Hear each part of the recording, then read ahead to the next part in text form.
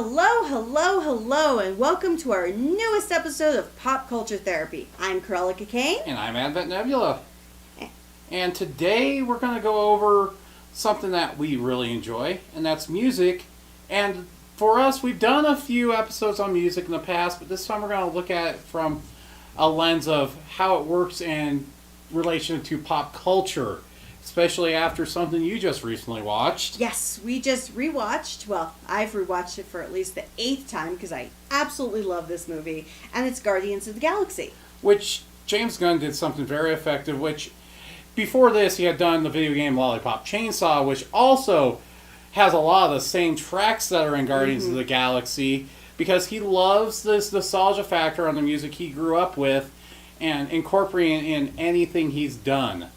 Well, and one thing I've noticed, not only with like the Marvel Cinematic Universe, but just with movies in general. Or even Western gaming in the last decade. Oh, yeah, Western gaming and Japanese gaming is starting to pick up on this too, is music is such an integral part of pop culture, be it movies, games, television shows.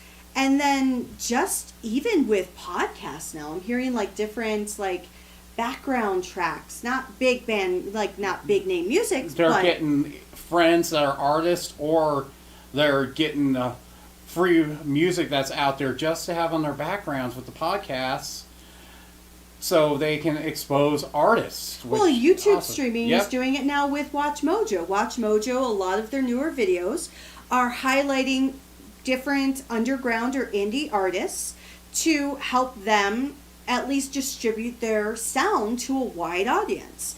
And it's fascinating within the pop culture realm, because music is technically pop culture in and of itself, but to have it become almost a storytelling device. Which you really got a sample of that when bands and rappers are trying to tell full concepts. Now you're starting to get in small chunks just as a cultural zeitgeist. Absolutely, because music has always been within a movie. Even when you go back to the silent film era, you would have orchestras. You had to have that music to help tell the story and keep the audience engaged in the silent film era. And most music, even still to this day, there is a great deal of music that is created for the movie on its own. You have a lot of orchestras, you'll have a lot of synthesizers, different types of instruments all coming together to help either denote tension, mood, action, terror, what have you. But what we're seeing now in a lot of movies, and I think even though it's always existed, it feels like for the last 20 plus years, it's grown significantly, is you're having music, like classic rock is a great example, or classic rap, is coming into the movies as almost a storytelling device. Yes, you've had songs created for movies, like Kiss from a Rose, Seal. That's a fantastic song. It doesn't play in the movie. It plays as an after credit, but was a song made for the movie. Young Guns, too, had Bon Jovi get his first Oscar thanks to a song he wrote for that. Oh, yes. I think it was It's My Life, right? Nope, it was Young Guns. Oh, yeah, it was Young Guns. So there have been, because if you think about it, Godzilla had its own created movie song back in 98. Yeah. And then you have that all the time. But these are movies like Iron Man. Perpetuating AC/DC and Ozzy Osbourne's music for their movies. With when Paramount decided to license both of those, it's like, that's perfect marketing tool for that. And then it actually ended up into the movies actually playing a part for the storytelling. So you're seeing more and more, and I want to say it's probably been since about 99 that we've been using our music as a plot device, because a lot of the people that grew up on it became the screenwriters on these projects. Absolutely. So it's not really that it's because we have a lot of movies that will have songs created for them, like Heathens from Suicide Squad. Heathens, yeah, from 21 Pilots, which I absolutely love their music. That was created for the movie itself and then on their own albums. but it doesn't play in the movie itself. These are songs that play within the movie, like AC/DC, Ozzy Osbourne, because you had Iron Man from Ozzy Osbourne, or Black Sabbath, playing in the first Iron Man. Then you had Back in Black. And Thunderstruck. Playing in the Avengers film. And Iron Man 2 had it. Oh yeah, Iron Man 2 also had it. And then you had, I can't remember the song from Pink Floyd for the newest Thor. Yeah, no, it was Led Zeppelin. Led Zeppelin, It was Led Zeppelin. It was I can't remember if it was Ramble On or Immigrant Song. It was Immigrant Song. Yeah. It was Immigrant Song. Now I remember. And sorry, I love both Pink Floyd and Led Zeppelin. Sometimes some of their vocals sound so similar to me. You're talking to the guy who listens to a ton of prog rock here. Oh, well, exactly. So, but what I mean is, these are songs that actually are used within the film, and many times we'll see it in the trailers, that are actually used to talk about this, because Immigrant Song was used within Ragnarok as almost a way of kind of denoting time within the film. And this is going to be a changing of the guard of the way things are going to be going from here on out. Absolutely. Like when you had Thunderstruck, or it was Back in Black in Avengers, and when you had that song playing, you just got this like invigoration of energy and this engagement, like, yes, I'm here with the movie. And it fascinates me how pop culture does this, because it's not just the Marvel movies. Obviously, they're a great example. They've been the one that kind of really have started to popularize it. But you also had it with Brightburn. Brightburn had a lot of music in that. You had it with a lot of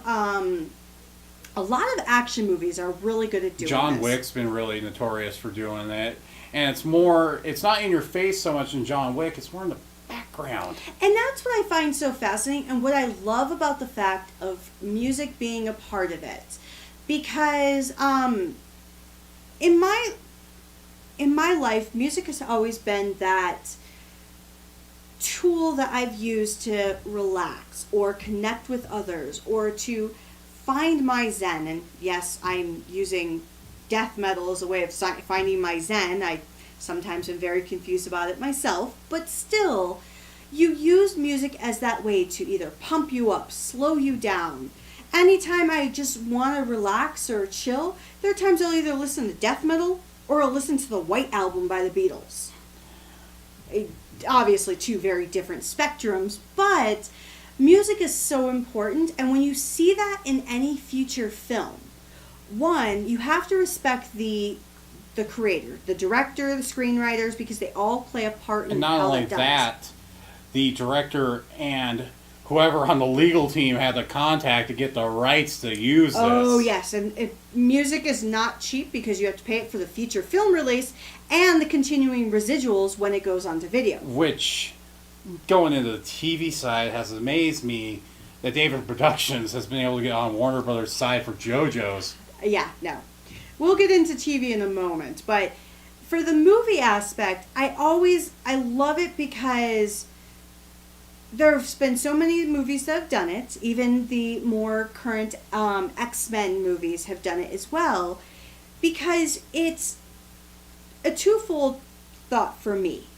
One, many of the songs they have used have helped to change that tone rapidly, that sometimes you cannot get from an orchestra. And the second thing is, people have talked about bands that, one, I'm older, I know, I have known since I was a little kid. And they're getting exposed to this music for the first time on a lot of it. Absolutely. And so many people, when the Immigrant Song came out, there were so many people downloading that song, talking about that song, just amazed by the creativity of Led Zeppelin. And then you have music kids like myself and you, they're like, we've known about this since the 80s, so yeah, welcome to the party. Because I think of like The Wall, which is one of my favorite albums. And I love absolutely. Not just the album, but watching the musical that was put together. That's kind of, for me, the swan song of Roger Waters before he left Pink Floyd. Yes, it is. And when you come into something like that, or you come into Yellow Submarine by the Beatles, or Hard Day's Night, or Help, any of those types things as well. Or Tommy.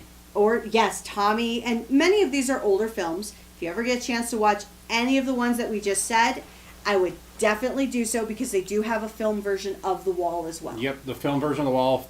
The Who's Tommy. Oh, yes. One of the few that never really got justice was Queenstrike with Operation Mindcrime, which only had the music videos get made instead of the full-length film that they had planned. Well, even Daft Punk had a short film made. In a Stella 5-4. Mm-hmm. Because that took with Harder, Better, Faster, Stronger, One More Time, and I think like 3 or 4 of their other songs. No, it was the entire album was animated. Oh, it was the entire album? Yeah. That I didn't know. I just knew it was those. I knew those were in it. But so music has lended itself to animation and full-length feature films for many, many years. And now to have it almost a resurgence within other mediums of film for action, horror, romance, romantic comedy, comedy in general, is wonderful because when you get to a film like Guardians of the Galaxy or Guardians of the Galaxy 2, and I'm hoping Gunn continues it with the third one. We already know he's going to be doing it with his Suicide Squad reboot. And I'm looking forward to that just as much. And this time we'll have all the Warner Brothers licensed music that we haven't had previously. Absolutely. And music is a great equalizer. And that's why I love the fact that music has become a part of starting with the movie making process. And then let's look at video games. It's not as commonplace as video games, but it's becoming more commonplace, especially for the indie titles. Yeah, the indie titles, they're getting artists that are indie artists to compose the music for these indie games to get their point across. I don't play so many indie games, but every once in a while I'm coming across a Twitch stream of something that's indie-like, and I'm like, okay, you've got this going, and then probably the best example because of what he did with Undertale and now composing for video games that are coming out recently with Little Town Hero, Toby Fox, actually working with a Japanese studio on a middle-budget, middle-tier title, music for all ages game. So you're going to start seeing that happen more and more now, I think. Absolutely. No, and I think video games lend itself very easily to it because you can use that in action of actual gameplay more than just cutscenes as well. And the big thing about the music side on video games as opposed to what we have with movies, most of it is either specifically created to capture that tone. I would use the Persona series as one of the best examples of doing that, where they write songs specifically for that game to be composed at very key moments. It's within the gameplay or within the storytelling. Well, and Danganronpa does it as well within their opening sequences, their midpoint cutscenes, as well as their closers. And the death sequences. You have a lot of really creative songs or musical choices that come for it. And so video games, I think video games has always been a great representative of music, because if you think of oh God, it was created by Suma. It's the rock one. I thought it was Suma. The one that has like Jack Black, Lobo type design. I can't remember. I can't remember that. But then on the other side too, the Vocaloids wouldn't have gotten so popular if it wasn't for the PC rhythm games that eventually went to arcades and to the handhelds. Well, and think of DDR. Yeah. You have so many games like DDR now. And DDR, when it came out, was one of the first actually licensed music from Europe to specifically go in there. Oh yeah, you had a lot of European bands, you had a lot of Asian bands. And a lot of K-pop started getting exposed thanks to DDR. Well, and now not only do you have DDR, but you have so many other arcade-like games and then we got that have music. And we got Guitar Hero and Rock Band, the last generation of consoles. And so you have a great ally of music when it comes to video gaming, because it's blown up. And it also, once again, is almost that community cultural connection, because with a game like DDR or Just Dance or Guitar Hero, while you can have solo play, they are more fun, in my opinion, when you have that multiplayer mode. There's a reason why DDR is called the game that saved arcades. Oh, it really, really is. And now there's the one that you actually, I can't remember the name of it, so if anybody knows in the comment section, please let me know. There's one where you actually press buttons on top where you're actually kind of trying to create a picture while the song is playing. Yeah, rhythm games have gotten more and more creative over the last couple of years. Absolutely. And then now within television, which is the next biggest medium for music, is that... always been there with the licensed stuff, but it seems like it's always been there more for a promotion, except for probably the last 5-6 years. Yes, back in the 80s and 90s, musicians appearing on television shows was really for the promotional aspect. Really just because they were either, as we've referenced, Warner Brothers. Warner Brothers has been a huge patent or license holder as a recording studio agency. They have a lot of... Warner Music Group is the largest music group in the world. Well, and then you have Sony as the second largest, and they have a lot of like smaller versions. I think they own Interscope, because I don't think Interscope is on their own anymore. Nope, Atlantic is part of Warner. Oh, Atlantic, yeah. Atlantic is part of Warner Brothers. Interscope's part of Sony. Yes. These individual labels, you probably haven't heard of them because they don't exist anymore because they've been gobbled up by the larger companies. But there are a lot of individual smaller labels that you hear. Like Century Black, Biohazard Records for your metal side. Or you have like, oh God, not Big Money. What's the rap one that Lil Wayne has? Def Jam. Not Def Jam. He's different. Def Jam is a huge one too. Def Jam has been around since, I think, the 80s. I could be wrong, so I do apologize.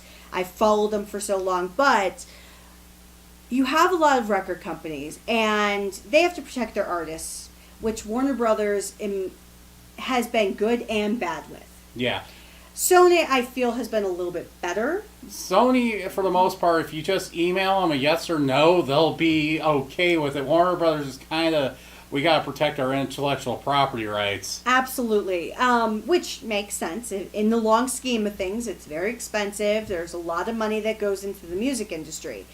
I would say music probably is second to movies. Yeah, where your European labels, like Sumerian Records and such, Century Black, they are pretty much one of those who's like, hey, if it's going to give us promotion, we don't care. Oh, and the reason why television, especially sitcoms and some cartoon shows, were used to highlight musicians back in the 80s and 90s was really because we didn't have the internet. We didn't have social media. And radio. We just had radio. And the radio stations were governed in very specific ways, and corporations that ran these radio stations had playlists where they don't have the leeway back then that they do now. Nowadays, that as long as you follow government guidelines on what can be FCC with the FCC here in America played on the radio regarding content, you're pretty much going to play what's going to get popular hits nowadays on the radio. Well, absolutely, because most musicians do a radio edit and their regular album edit because they need to get something on the radio. And they've been doing that for forever. Honestly, I think a lot of musicians, especially probably the mid to late 80s, especially when hardcore rap, because hardcore rap, I kind of feel, escalated the need for the radio edits, because while rock was very edgy, there wasn't a lot of... Well, it was Tipper Gore that kind of happened that caused a lot of radio edits to start really becoming predominant. Well, yeah, especially in the late, early 90s. I would say late 80s, early 90s is when it really hit because Mrs. Bush... Miss Bush and Tipper Gore. Barbara Bush, that's Barbara Bush and Tipper Gore. The two of them. So it also goes to show back in the 90s our politicians actually liked to work together. Well, yeah, because Tipper Gore, yeah, because she's Al Gore's wife. This is before she got into it. But, yeah, a lot of politicians definitely work together on having music follow appropriateness. And I think this for many things, one person's appropriateness is another person's communism, so to speak, for lack of a better way of putting it. Because I like unedited cuts. But obviously, if I'm listening to the radio, I take what I can get. Yeah.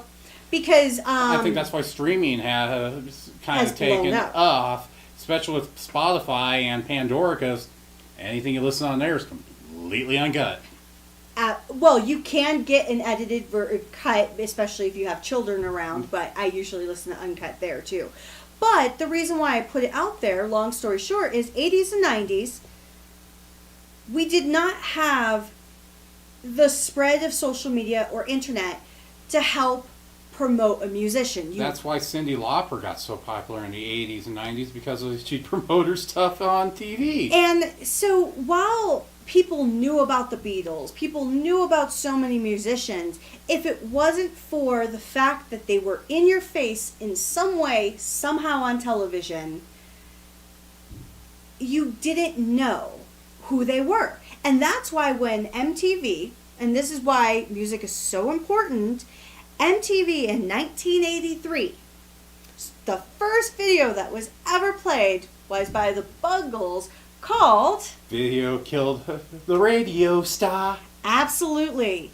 That was the first video, which is kind of ironic because the video originally came out in 1979. Well, the song did. The song came out in, I think, like 3 to 4 years before the video was ever created, which was almost like a psychic moment for this one-hit wonder band, because they created the song Video Killed the Radio Star. Video never existed for music really at that time. Yeah, the UK had a music station, I think, that came out in 1982 that flopped, and then MTV. And then MTV came in, and MTV, up until probably about the early 2000s. I'd say when Carson Daly left and they ended up with TRL. TRL, that's when they really stopped playing music on TV. And so most of my childhood and my formative years, music was always on television. And actually, no, this is a great understanding of why music became so more prevalent in movies, if you think about it. Because in the 80s and 90s, you had MTV, VH1 came out, Box, Fuse, and Box and Fuse, at least initial parts, were paid to view videos, where you paid like $1.99 to $4.99 depending on what you wanted to watch. Fuse went free, but they're more of a streaming service now than they are. They don't even, Fuse doesn't even have their own cable network anymore. They literally went to streaming, or they're on Pluto TV with their own channel now. Absolutely. So you had a bunch of different music stations. Box obviously went defunct because not as many people paid to play music videos. And people admit that Napster and LimeWire did kill it. Yes. Well, someday we're going to talk about the history of piracy for that. Actually, that would be a great topic for the future. Let's remind kids what happened when we used Tor and LimeWire back in the day. Oh my God, yeah. Well, we're going to do that. We're going to do that in the day of dial-up. But nevertheless, music was so prevalent when you could watch music videos all the time. But those were cable. So that's one thing to differentiate, because most of the times when you saw musicians on television shows, they were network TV. And cable is what you saw all the music videos on. So if you didn't have cable, you had to live with what you saw on network. And then when we get to... And also with the network, a lot of these musicians would pop in on the WWF back in the 90s. Oh, yes. So musicians and television was huge up until, I would say, probably around the late 90s. And the reason why it changed is because around the late 90s, for anyone who is too young, in 1996, the internet finally came for public use. The internet has technically been around since the 70s in different variations. The late 80s, early 90s, before it went public, was exclusive to education. And even then, it was very limited because not all education had it. So it was those who had had the internet of some form. Those who didn't have it. But in 1996, Bill Gates, we have to actually thank Bill Gates for this, because he went into many of the schools that were in lower income, or what's now considered tier 1 or tier 2, which is poor schools. So tier 2 are poor schools. He went into all those schools. Plus, he did help tier 1. It's not to say that tier 1 are rich or anything like that, but just the differentiating school types. He went in and provided, I would say, a lot of schools technology, like a lot of computers, and the capacity to have the internet within the schools. And then Steve Jobs ended up providing a lot of the technology with computers into the schools when Gates was doing it as well. So you got to thank both of them for what they did then to actually kickstart the internet to what it's Bill Gates was the litmus, and then Steve Jobs hopped in after. Not to say one is better than the other, but if not for these behemoths within technology, because yes, they're promoting their own computers and their own products, but they were doing this for free. They were not taking any income at that moment in time for what they were doing for the schools. Yeah, they saw the internet was going to go public here, and they knew this was the ripe opportunity. So obviously they made their money for all of the at-home use, but within the education realm, which is where a lot of people, including myself, for about the first 3 or 4 years of the internet, that's, well, not 3 or 4 years, about 2 or 3 years of the internet, because when I was in college I had a little bit more access, but that's how I connected with it. That was my introduction, because I was in middle of high school at that time, and then when I graduated in 98 is when I got into it for the college realm. So that's when the music industry changed, where television wasn't doing it as much, because you finally had the alternative. You finally had a tool where you could find out about all the other musicians in the world. And since then, it has escalated, and I think the reason why MTV and VH1 have limited their stuff... YouTube, I want to say when YouTube came out of the scene, and for some of you probably don't realize this, before Google bought YouTube, YouTube was its own entity, and it has been around for, and I have one of the founding accounts, 14 years. Oh yeah, one of my accounts is I still have I still have my original account for YouTube, and it's been around for a very long time. If not for YouTube, it was that equalizer, because really YouTube at the initial start of it was really almost like a digital encyclopedia of music. Yeah, and it was YouTube, and I'm cringing here, MySpace for music. Those two combined is what ended up booming the music industry onto the internet. MySpace helped a lot of the indie artists that have become popular today, for good or bad, Bieber.